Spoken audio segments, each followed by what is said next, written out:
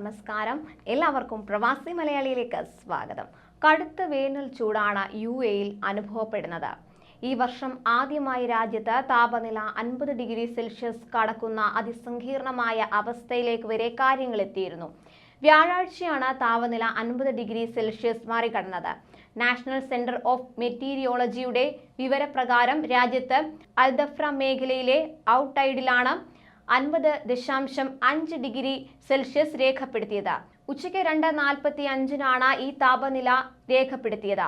വേനൽ ചൂട് വകവയ്ക്കാതെ പ്രവാസികൾ ഉൾപ്പെടെയുള്ള തൊഴിലാളികൾ പണിയെടുക്കുകയാണ്. ഉച്ചവിശ്രമ നിയമം യുഎഇയിൽ പ്രാബല്യത്തിൽ വന്നത് തൊഴിലാളികൾക്ക് വലിയൊരു ആശ്വാസമാണ്. ഇപ്പോൾ ഇതാ വേനൽ ചൂടിൽ പണിയെടുക്കുന്ന തൊഴിലാളികൾക്ക് ആശ്വാസമായി കുടിവെള്ളവും ജ്യൂസും വിതരണം ചെയ്തിരിക്കുകയാണ് ദുബായ് പോലീസ്. 500-ലേറെ തൊഴിലാളികൾക്കാണ് ഹത്തയിൽ ദുബായ് പോലീസ് കുടിവെള്ളം ഉൾപ്പെടെ വിതരണം ചെയ്തത്. ഹത്ത പോലീസ് സ്റ്റേഷൻ ആരംഭിച്ച സോഖിയ ഹത്ത എന്ന പേരിട്ട പദ്ധതി പ്രകാരമാണ് തൊഴിലാളികൾക്കായി കുടിവെള്ളം വിതരണം നടത്തിയത്.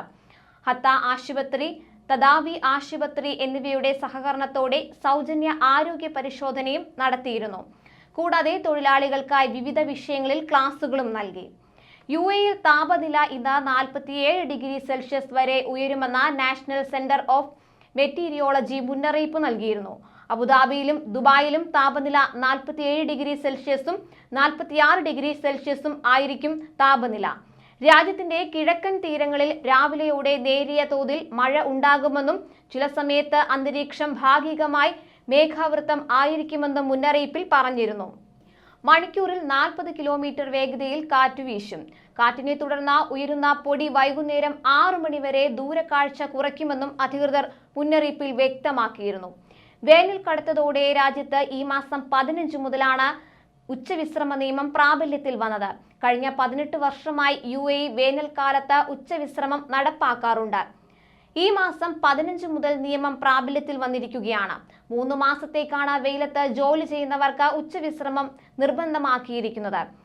സെപ്റ്റംബർ 15 വരെ നിയമം നിലവിലുണ്ടാകും. ഉച്ചയ്ക്ക് 12:30 മുതൽ വൈകുന്നേരം 3:30 വരെ തുറസായ സ്ഥലത്ത് വെയിലത്ത് തൊഴിലാളികളെ ജോലിയെടുപ്പിക്കാൻ പാടുള്ളതല്ല. ഈ സമയത്ത് തൊഴിലാളികൾക്ക് വെയിലേൽക്കാതെ വിശ്രമിക്കാനുള്ള സൗകര്യം തൊഴിലുടമകൾ ഒരുക്കി നൽകണം. ഇല്ലാത്ത പക്ഷം സ്ഥാപനങ്ങൾക്കെതിരെ കർശന നടപടിയുണ്ടാകും എന്നാണ് നിർദ്ദേശം നൽകിയിരിക്കുന്നത്. കൂടുതൽ പ്രവാസി വാർത്തകൾക്കായി ഈ ചാനൽ സബ്സ്ക്രൈബ് ചെയ്യുക.